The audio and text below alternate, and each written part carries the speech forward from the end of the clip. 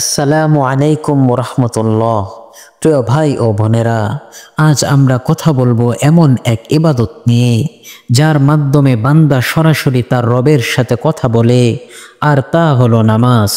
নামাজ শুধু ফরজ নয়, এটি আল্লাহর ভালোবাসার চিহ্ন। আল্লাহ তাআলা বলেন, নিশ্চয়ই নামাজ অশ্লীলতা ও মন্দ কাজ থেকে বিরত রাখে। রাসূল বলেছেন, যে ব্যক্তি 5 ওয়াক্ত নামাজ ঠিকভাবে আদায় করে আল্লাহ তার জন্য জান্নাত ওয়াজিব করে দেন। নামাজ মুমিনের আত্মাকে পরিশুদ্ধ করে অন্তরে এনে দেয় প্রশান্তি ও রহমত।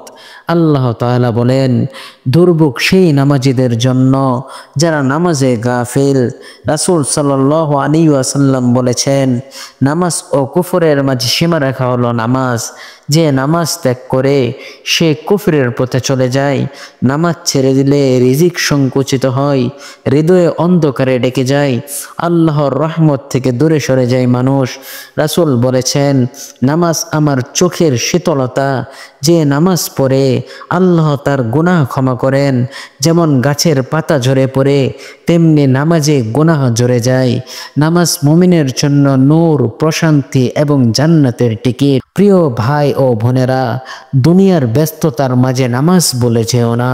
আল্লাহ বলেন, আমার শরণার্থে নামাজ কায়েম করো, আজই ফিরে আসো নামাজে, কারণ নামাজেই তোমার আত্মার শান্তি আর জান্নাতের পথ। ভিডিওটি ভালো লেগে থাকলে লাইক করবেন, অবশ্যই সাবস্ক্রাইব করতে ভুলবেন না।